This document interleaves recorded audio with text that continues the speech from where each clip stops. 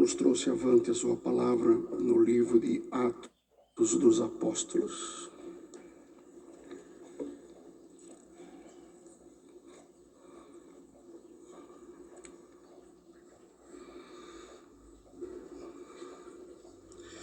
No capítulo 9,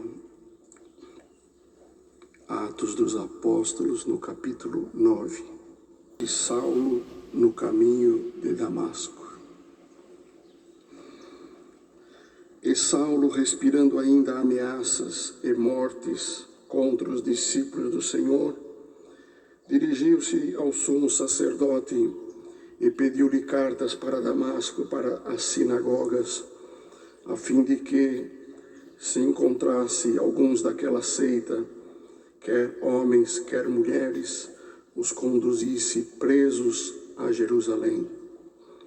E indo no caminho, aconteceu que, chegando perto de Damasco, subitamente o cercou um resplendor de luz do céu, e caindo em terra, ouviu uma voz que lhe dizia: Saulo, por que me persegues? E ele disse: Quem é, Senhor?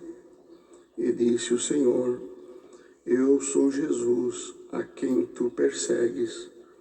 Duro é para ti recalcitrar contra os aguilhões. E ele, tremendo e atônito, disse: Senhor, que queres que faça? E disse-lhe o Senhor: Levanta-te e entra na cidade, e lá te será dito o que te convém fazer. E os varões que iam com ele pararam espantados, ouvindo a voz, mas não vendo ninguém. E Saulo levantou-se da terra e, abrindo os olhos, não via ninguém. E, guiando pela mão, o conduziram a Damasco. E esteve 3 dias sem ver, e não comeu nem bebeu. E havia em Damasco um certo discípulo chamado Ananias, e disse-lhe o Senhor em visão: Ananias. E ele respondeu: Eis-me aqui, Senhor. E disse-lhe o Senhor: Levanta-te e vai à rua chamada Direita, e pergunta em casa de Judas por um homem de Tarso chamado Saulo, pois eis que ele está orando. E numa visão ele viu que entrava um homem chamado Ananias, e punha sobre ele a mão para que tornasse a ver. E respondeu Ananias: Senhor, há muitos ouvi acerca deste homem, quantos males tem feito aos teus santos em Jerusalém. E aqui tem poder dos principais dos sacerdotes para prender a todos os que invocam o teu nome. Disse-lhe, porém, o Senhor: Vai, porque este é para mim um vaso escolhido, para levar o meu nome diante dos gentios e dos reis e dos filhos de Israel. E eu lhe mostrarei quanto deve padecer pelo meu nome.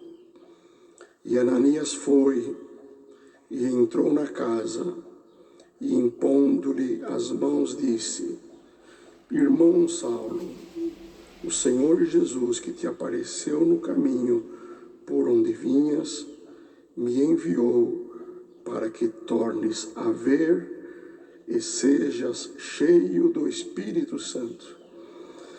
E logo lhe caíram dos olhos como que umas escamas, e recuperou a vista, e levantando-se, foi batizado. Só até aqui.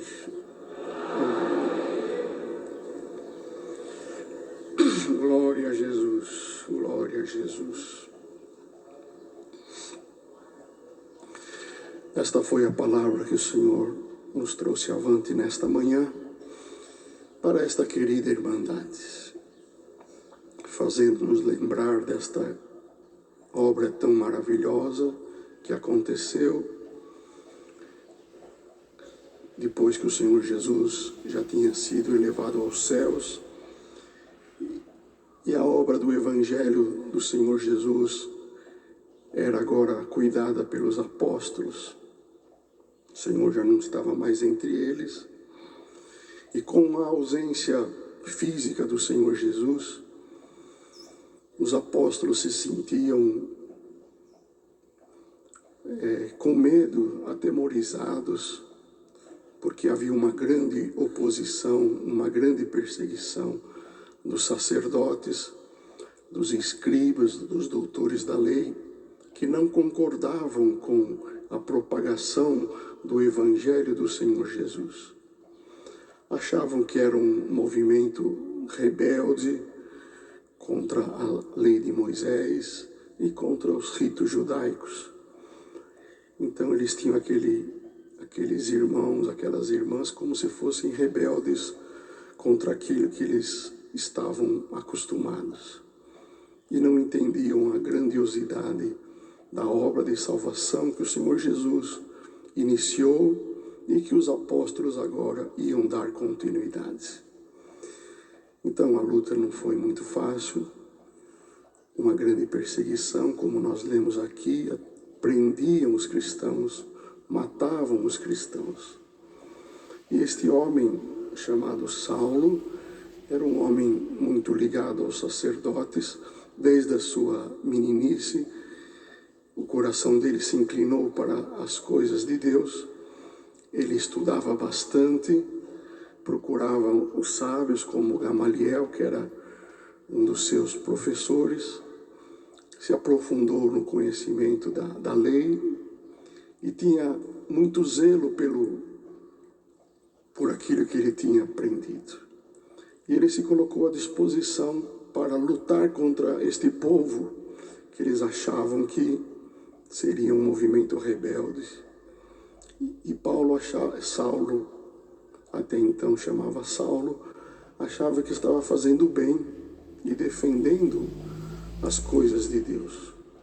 Um homem muito sábio, muito conhecedor, falava diversos idiomas, não era um homem sem cultura, um homem muito sábio. E como nós lemos aqui, irmãos, ele estava de viagem para Damasco, para a Síria, porque ali também já tinha alguns cristãos, irmãos e irmãs, que estavam se reunindo e falando do amor do Senhor Jesus. E ele pegou cartas, então, autorização das autoridades, para então viajar até Damasco e ali também reprimir aquele movimento, pensando que era um movimento contra Deus. Mal sabia ele que aquele movimento vinha de Deus.